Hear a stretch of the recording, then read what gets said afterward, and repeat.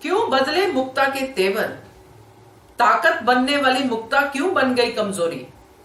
नमस्कार दोस्तों, स्वागत है आपका आपके अपने चैनल हंग्री स्पिरिट्स में। हंग्री स्पिरिट्स देख रहे सारे दर्शकों का मैं अंजू शर्मा दिल से स्वागत करती हूं। देवी अहिल्या ने सवाल पूछा है सबसे, कहा है कि मुक्ता ऐसा क्यों सोच रही है, मुझे वो जानना है।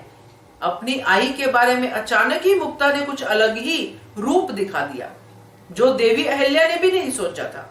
हैरानी तो होगी ही, इसलिए उनका सवाल आया और हम भी इसी सवाल पे बात करेंगे दोस्तों, क्योंकि जितना हमने मुक्ता को अब तक देखा है वो अपनी आई की ताकत बनने की बात करती है, उनके साथ इतना अच्छा बिहेव करती है कि हमें लगा कि मुक्ता तो बहुत ही अच्छी बेटी है, अपनी आई को समझती है। मगर अब जो मुक्ता ने रूप लिया है वो रूप कहां से आया, क्या जल्दबाजी हो गई है किसी तरह की। चलिए चर्चा करते हैं। पहले वही निवेदन, जिन्होंने अभी तक चैनल को सब्सक्राइब नहीं किया है कृपया कर लीजिए, साथ में दोस्तों बेल आइकॉन दबाइएगा ताकि आपको हमारे वीडियोस के नोटिफिकेशन मिलते रहें।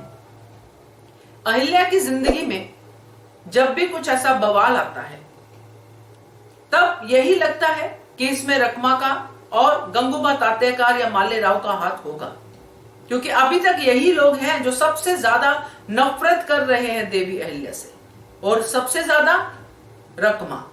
क्योंकि रकमा ने जब ये बात बोली सबके सामने कि तुम इसको समझती क्या हो मुक्ता को, अब तुम इनाम के तौर पे दे रही हो मुक्ता को, और यही बातें मुक्ता ने की कि जागीर समझना, ये समझना, वो समझना, जो भी उसने बोला। बाप रे बाप, मैं तो सोचती रह गई वो सीन जिसमें मैंने खुद एक वीडियो बनाया था, जिसमें मुक्ता ने कहा था, पहले तो मुक्ता से बात जब मालेराव से लड़ाई हुई थी, मालेराव ने सुनाई थी अपनी आई को खरी खोटी, देवी अहिल्या कमरे में रो रही थी, तो मुक्ता ने आके ये बातें कही थी कि मैं हूं आपकी ताकत, और आंसू पहुंचे थे अपनी आई के, और आज अपनी आई को रुला रही है। अभी तो बात शुरू ही की है और एक बार भी उसने ये नहीं सोचा कि मेरी आई ने इसमें मेरा भला भी सोचा होगा। क्या मुक्ता को भी राजकुमारी का ही गर्व है, घमंड है इनफैक्ट? क्या वो भी मालेराव की तरह ही सोचती है कि मैं राजकुमारी हूं तो मुझे ये सब ऐशो आराम ही चाहिए? अगर ऐसा सोचती है तो जो कुछ अभी तक हमने देखा मुक्ता के बारे में वो सब झूठ है, क्योंकि मुक्ता तो ऐसा दिखा ही नहीं कभी ऐसी बात करते हुए। तो दोस्तों ये सवाल तो आता ही आता है, एज ए व्यूअर भी दिमाग में आता है कि कहां पे कुछ गड़बड़ हो रही है। क्योंकि जिस तरह मुक्ता आज बोली, ये एक दिन की भड़ास नहीं थी, ये तो मालेराव से भी ज्यादा था। क्या आपने हमें टाइम नहीं दिया? मालेराव तो बचपन से ऐसा बोल रहा है, मगर मुक्ता तो ना बचपन में बोली ना आज से पहले कभी बोली। तो आज अचानक मुक्ता को अपनी शादी को लेके इतनी इनसिक्योरिटी हो गई, इतना ज्यादा दबाव हो गया कि उसने अपनी आई का फैसला पूरा सुने बिना ही रिजेक्ट कर दिया, और उसके बाद बाबा साहिब ने जो कहा वो भी नहीं सुना। ऐसी बातें तभी होती है दोस्तों कि जब एक तो लड़की का किसी के साथ अफेयर हो, किसी के साथ ऑलरेडी उनकी बातचीत चल रही हो कि मुझे ये लड़का पसंद है, इसी से मुझे शादी करनी है। मगर ये तो है नहीं मुक्ता के साथ, क्योंकि मुक्ता तो अभी तक हमने देखा ही नहीं कि किसी को जानती भी है। और जिस लड़के के लिए मुक्ता ने फटाफट से हाँ बोली है, उसमें एक ही क्वालिटी जो मुक्ता जानती है वो राजकुमार है, और बहुत ही बड़े परिवार से है, अमीर है, यही जानती है मुक्ता, और तो कुछ नहीं जानती। तो दूसरा जो उसकी आई साहिब बोल रही है, आई साहिब ने उस लड़के के साथ काम किया है, वो बता रही है कि उसने मेरे साथ युद्ध लड़ा है, उसको मैंने प्रजा के साथ बात करते हुए देखा है, उसमें सारे गुण हैं जो उसको राजा बना सकते हैं। मगर ये बात नहीं समझ में आ रही, बल्कि यहां पे वो अपनी आई पे धन धना के बोलना शुरू हो गई, जो ऐसा लगा कि जैसे रकमा के शब्द मुक्ता बोल रही है।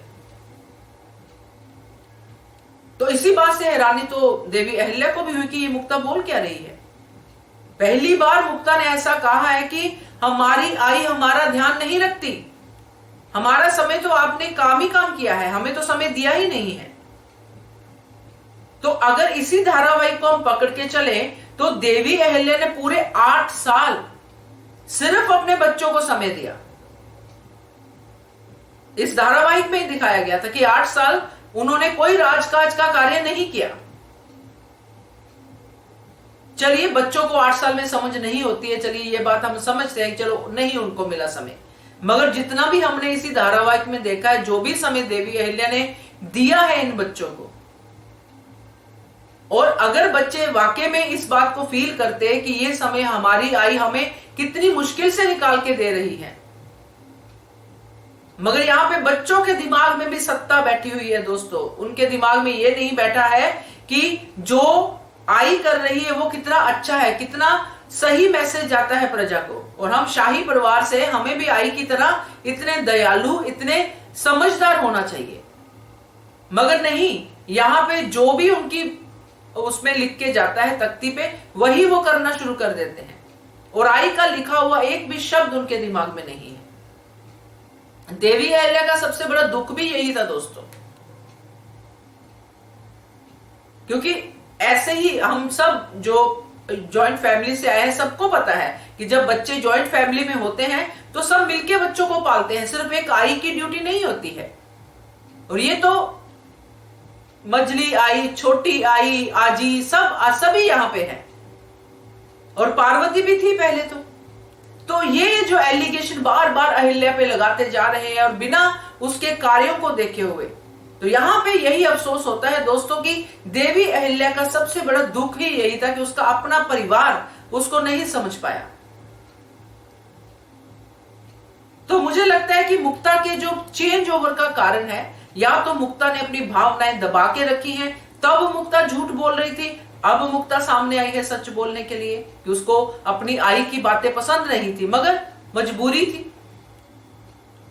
तो या तो मुक्ता झूठी है या फिर मुक्ता रकमा की बातें ही बोल रही है दोस्तों। जैसे मैंने पहले अपनी वीडियो में कहा था कि अब मुक्ता भी रकमा के इशारों पे नाचने लगेगी। तो देखते हैं आगे क्या होता है, मगर ये जो बदलाव है ये बहुत दुख देके गया है देवी अहिल्या को। क्या कहना है आपका, कमेंट करके बताइएगा। देखते रहिए channel Hungry Spirits. Thank you so much. Subscribe to our channel by clicking the subscribe button. Click the bell button and enjoy the latest uploads from our channel.